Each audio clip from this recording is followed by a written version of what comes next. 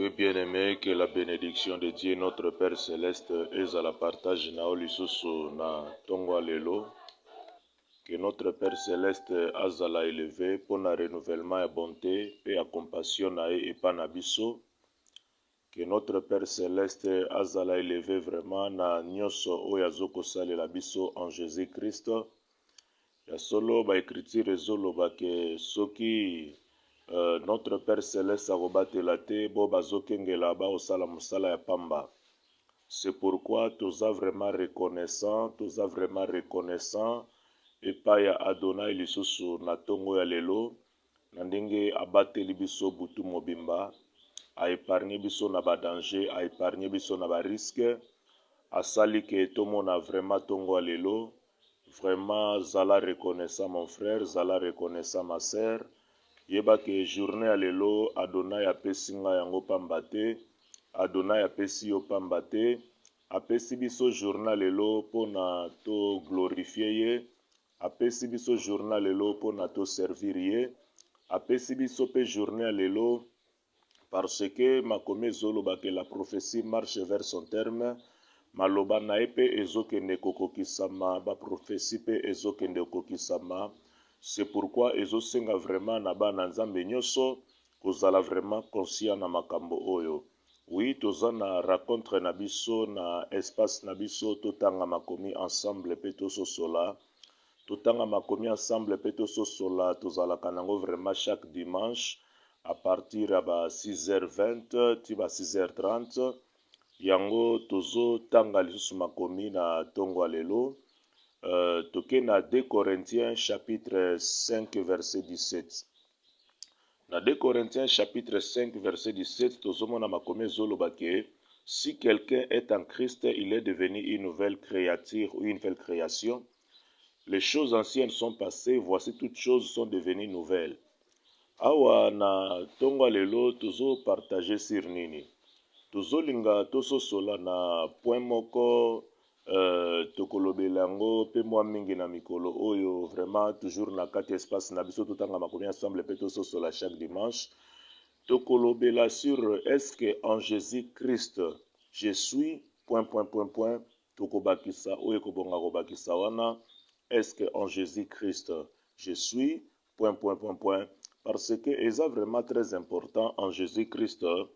Tant que le Fils du royaume céleste, tozala pe conscient, toyeba pe banani o toza en Jésus-Christ. Kozanga pe koyeba banani o toza en Jésus-Christ, eza moko pe ya cause quelque part ya malheur, eza moko pe ya cause quelque part ya souffrance, ezali moko pe peut-être ya ba confusion, ya ba contradiction, na kati na biso pe na kati ya mokili oyo. C'est pourquoi eza vraiment très important koyeba vraiment banani o tozali en Jésus-Christ, koyeba nani o naza en Jésus-Christ. Na kati objectif poursuivi na biso ezali comprendre la bonne nouvelle de la grâce du Seigneur. Ndenge tokolobela sur est-ce que en Jésus-Christ je suis ... Objectif poursuivi ezali comprendre la bonne nouvelle de la grâce du Seigneur. Bien-aimé, soki mota comprendre bonne nouvelle te, soki bato ba comprendre bonne nouvelle te, ekozala na ba confusion na kati na bango, ekozala pe ta mosusu na makambo kose lamenter na kati na bango.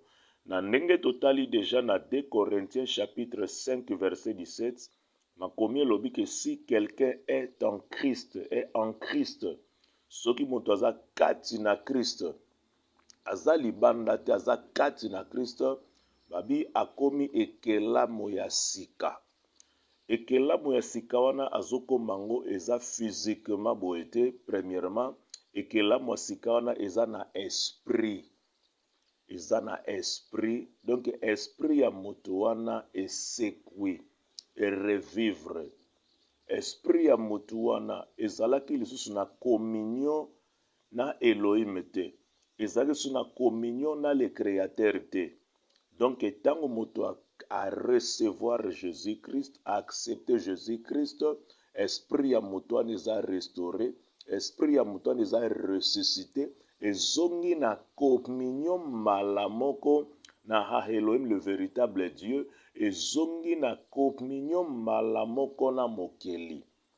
Yango soko tali na Jean chapitre 3 verset 6, babi ce qui est né de la chair est chair, ce qui est né de l'esprit est esprit. O ebotami na nzoto eza nzoto, o ebotami na molimo eza molimo. C'est pourquoi tango moto aza en Christ, moto wana abotami na nzoto te, abotami na molimo. Parce que soko tali na Jean chapitre 1 verset 12 à 13, makomi elobi, mais à tous ceux qui l'ont reçu, à tous ceux qui croient à son nom, il leur a donné le pouvoir de devenir enfants de Dieu. Lesquels sont nés non du sang, ni de la volonté de l'homme, ni de la volonté de la chair, mais de Dieu. Donc, abi bato oyo ayambi Christ à recevoir Jésus-Christ, andimeli Jésus-Christ, balobi Seigneur apesi bango pouvoir ya kobenga mabana na Nzambe. Siko pouvoir ya kobenga mabana ya Elohim, abiki lesquels sont nés oyo babotami na makila te, ni de la volonté de la chair, ni de la volonté de l'homme. Donc eza naissance ya mosuni ya kibomoto te, eza naissance moko biologique te, eza siko naissance moko tolaki naissance moko spirituelle, moto oyo abotami na Nzambe. Parce que parole lobi, tout ce qui est né de Dieu triomphe du monde. Donc oyo abotami na Nzambe. Nangi to comprendre na na kati ya tongwa lelo ndeko nanga que en Jésus-Christ, ndenge tolobi en Jésus-Christ naza nani, en Jésus-Christ toza banani, tozolinga toloba pécheur ou pécheresse. En Jésus-Christ naza pécheur, en Jésus-Christ oza pécheresse, parce que eza na ba langage mosusu, webi eza na serviteur mo aloba tout ce qui est toléré va s'accroître. Tout ce qui est toléré va s'accroître. Loko nyonso endimami ekobota ekokola kaka. Est-ce que en Jésus-Christ oza pécheur? Est-ce que en Jésus-Christ oza pécheresse? Parce que moni moto aza en Jésus-Christ, mazo continuer ko croire, azo continuer ko confesser qu'il aza pécheur, azo continuer ko croire, azo continuer ko confesser qu'il aza pécheresse. Donc c'est comme si moto azo ko ebate vraiment valeur na en Jésus-Christ, identité na en Jésus-Christ. C'est comme si moto azo ko ebate vraiment nini Seigneur Jésus asala ponae. C'est comme si moto azo ebate vraiment bénéfice ni ezali tango moto azo recevoir Jésus-Christ. Bien aimé, siko tango moto azo ebaki en Jésus-Christ, il azozala toujours conscient qu'en Jésus-Christ naza pécheur. Mais comment est-ce que même moto na ko vivre vie ya Christ na kati na ye? Tant moto aza toujours conscient qu'en Jésus-Christ naza pécheur, eza moi souffrance moko bo eza ignorance. Yoka na Acte chapitre 10 verset 42 à 43. Actes des apôtres chapitre 10 42 à 43. Et Jésus nous a ordonné de prêcher au peuple et d'attester que c'est lui qui a été établi par Dieu, juge des vivants et des morts. Tous les prophètes rendent de lui le témoignage que quiconque croit en lui reçoit par son nom le pardon des péchés, au pluriel. Abi, apôtre Pierre Nazoloba. Abi Seigneur Jésus a ordonné biso. Ayebisa biso toeba na koteya kolakisa makambo oyo ke yende azalaki établi juge de vivants et de morts. Puis alobi que tous les prophètes bazo témoigner pour naye que quiconque croit en lui reçoit par son nom le pardon des péchés. Moto azondimela ye azo recevoir na kombo na ye bolimbisi ya masumo. Na 1 Acte toujours, na 13, verset 38 à 39. Sachez donc, hommes, frères, que c'est par lui que le pardon de péché nous est annoncé, et que quiconque croit est justifié par lui de toutes les choses dont vous ne pouviez être justifiés par la loi de Moïse. Ozomona, bazoloba toujours awake, quiconque azo croire aza justifié na nzela Jésus-Christ. Moto azondimela Jésus-Christ aza justifié na makambo oyo tokokaki jamais kozala justifié nango par la loi de Moïse. Bien-aimé, nalingi to comprendre boye. En Jésus-Christ, toza des personnes justifiées. En Jésus-Christ, toza des personnes sanctifiées. C'est pourquoi au Kotala na Colossiens chapitre 2, verset 10 à 13. Colossiens chapitre 2, verset 10 à 13. Natangi kaka na verset 12. Oyoka nini maloba na Nzambe zoloba. Colossiens chapitre 2, verset 10 à 13. Nazwi kaka mbala moko verset nango 12, mais yotanga vraiment 10 à 13. Abi, vous qui étiez morts par vos offenses et par les circoncisions de votre chair, il vous a rendu à la vie, avec lui en nous faisant grâce pour toutes nos offenses. Babi azongisi biso na bomoi. Azongisi biso na bomoi biso tozalaki okufa na mabe na biso, na masumu na biso.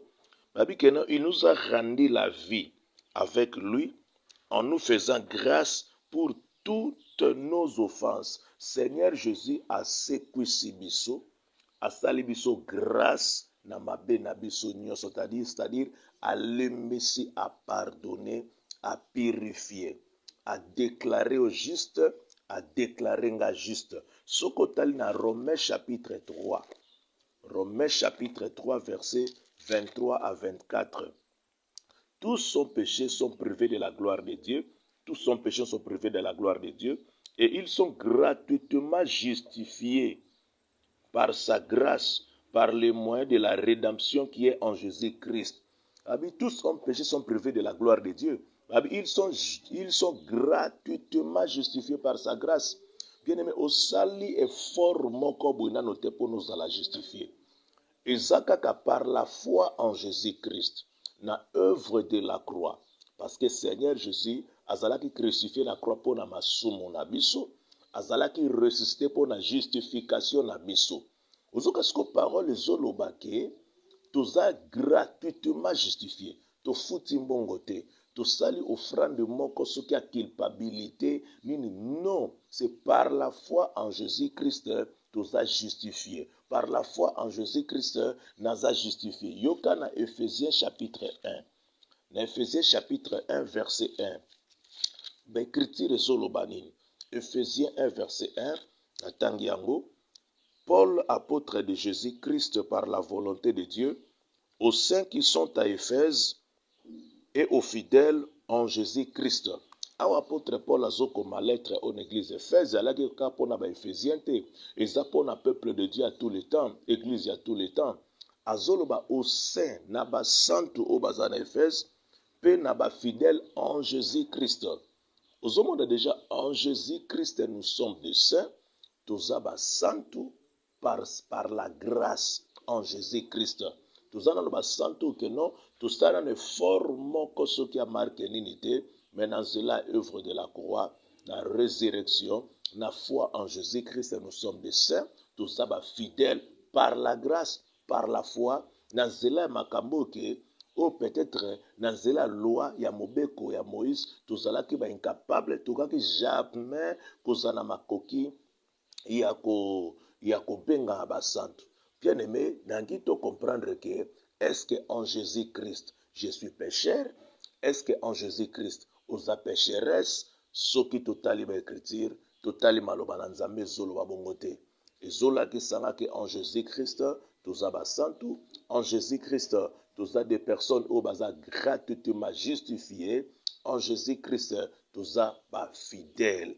Donc, yeba ningo zawana soki oza kati na Yesu, oyamba Jésus-Christ comme Seigneur et Sauveur na yo, yeba ki oza saint. Eza te ke pona babenga yo saint, il faut nano okufi, non, eza bokote en Jésus-Christ.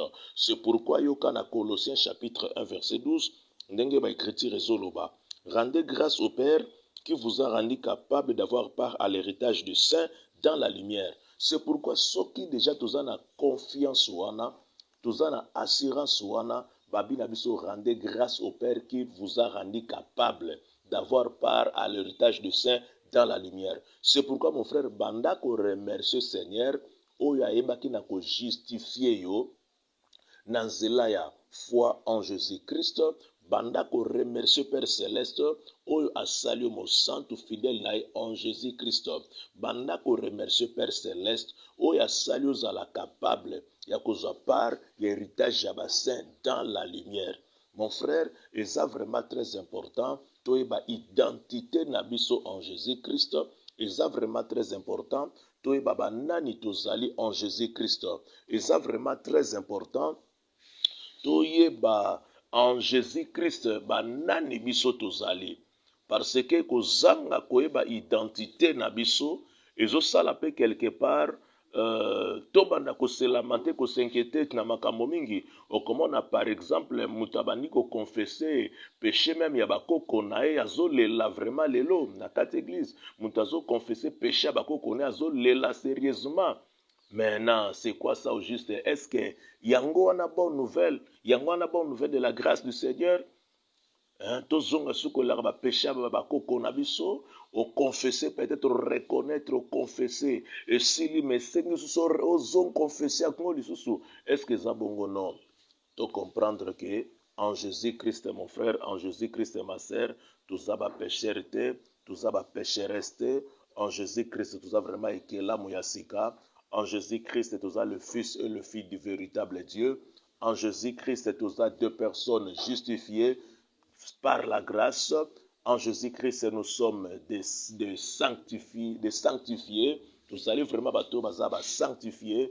En Jésus-Christ, nous avons vraiment vivre dans la gloire. Comprendre yango, identité est vraiment très important. Aspect à bonne nouvelle est très important. Vraiment, que la bénédiction de Dieu notre Père Céleste et ça la vraiment les colonnes na bomo inayo na kati journée alelo tolingi vraiment comprendre vraiment la bonne nouvelle de la grâce du Seigneur parce que manque à compréhension la bonne nouvelle de la grâce du Seigneur ezo botape ba doctrine ezo botape ma enseignement monsieur belé mais ndeko nanga zonga vraiment na kati ya makomi na kati ya ba écriture to comprendre vraiment bonne nouvelle eza mala mingi soki pe question ezali numéro nabiso ya téléphone ezali plus 243 82 79 82 031 plus 243 82 79 82 031 numéro nabiso WhatsApp ezali plus 243 84 32 16 027 plus 243 84 32 16 027 ezala kibongo apôtre Crispin Kunda Wakunda toujours na kati espace na biso totanga makomi ensemble pe tososola tobandi vraiment lelo koloba est-ce que en Jésus-Christ je suis tobi est-ce que je suis pécheur ou je suis pécheresse to comprendre qu'en Jésus-Christ ou aza kati na yesu aza pécherité aza pécheresse aza une nouvelle créature azali vraiment enfant de Dieu, Aza une personne justifiée, sanctifiée, Aza mo santo par la grâce, Ezala qui vraiment pour nous comprendre la bonne nouvelle de la grâce du Seigneur, vraiment to kutana toujours na kat espace na biso, tout tanga makomi ensemble tout so sola, o ezala ka chaque dimanche à partir ya 6h20, vraiment mukolo malamu, la bénédiction de Dieu ezala partage na bino, Seigneur a protégé yo. Osa l'épargner na batake na ba risque nyoso au nom de Jésus-Christ. Ciao.